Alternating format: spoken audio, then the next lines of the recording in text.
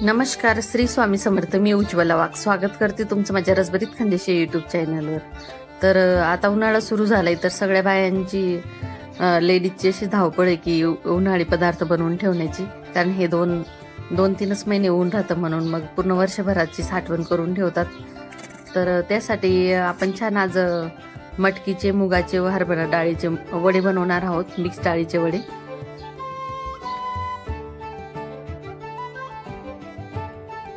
तर खानदेशी वडे बनवण्यासाठी मी इकडे 1 वाटी मुगाची डाळ, 1 वाटी मटकीची डाळ, आपली मड जी असते तिची डाळ, आणि 1 वाटी हरभऱ्याची डाळ घेतली. तर सेम वाटीने मी 3 डाळी घेऊन घेतले. तर 8 तास आपल्याला हरभऱ्याची डाळ भिजवायची, स्वच्छ धुवून 3-4 पाण्याने स्वच्छ धुवून घ्यायची, 8 तास भिजवून ठेवायची. आणि त्याच्यानंतर 5 तास आपल्याला या दोघी डाळी भिजवायच्या. 5 तासात या व्यवस्थित भिजतात. आणि हरभऱ्याच्या डाळीला थोडा वेळ लागतो, म्हणून ही 8 तास तर ती 5 तास. तर याप्रमाणे भिजवायच्या. व सकाळी जेव्हा आपला हा टायमिंग पूर्ण होईल तेव्हा स्वच्छ परत चांगल्या स्वच्छ धुवून मग आपल्याला वाटून घ्यायच्या या डाळी. तर चला आपण सुरुवात करूया.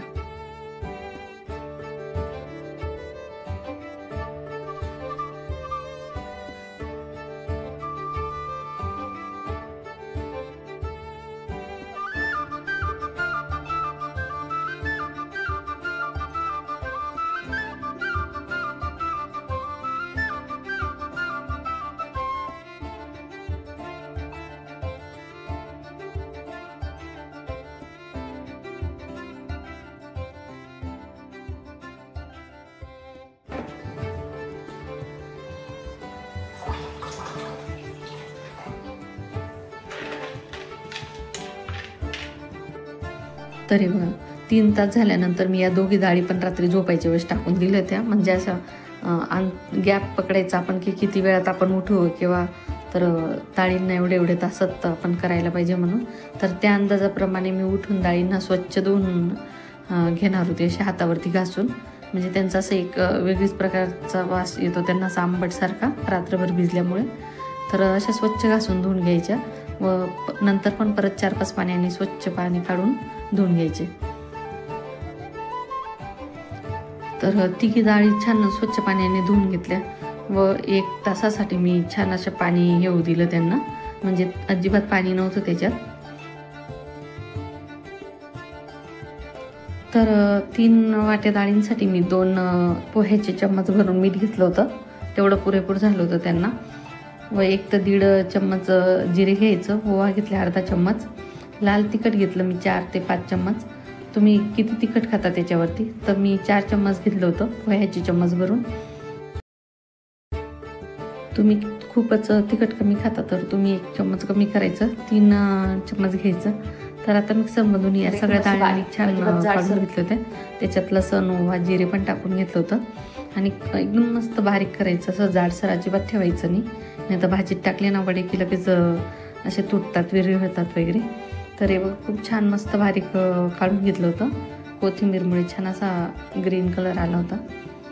तर आता मी मीठ आणि चटणी टाकून घेणार आहे, थोडं करून. तरी बघ इकडे 2 चम्मच मी मीठ घालून घेतलं. 3 वाटींना 2 चम्मच हा अंदाज बरोबर आहे. व तिखटही थोडं आमच्या घरी जास्त लागतं म्हणून मी 4 चम्मच घालून घेतले होते पोह्याचे, 4 चम्मच भरून. आणि 2 लसणाच्या पाकळ्या. ओला लसूण असला तर खूप भारी टेस्ट येते, कारण आमच्या खानदेशातनं ओलाच लसूण स्पेशल वड्यांसाठी आणतात, त्यामुळे खूप छान टेस्ट येते. तर हे बघा मी आधी थोडं घालून घेतलं, परत नंतर मी उरलेलं मीठ व चटणी ते पण घालून घेतलं होतं. व छान एकजीव करून घ्यायचं हाताने किंवा चम्मचने. काही नाही, खूप सोपी पद्धती, वर्षभर टिकतात हे वाळवणीचे पदार्थ असे केले तर.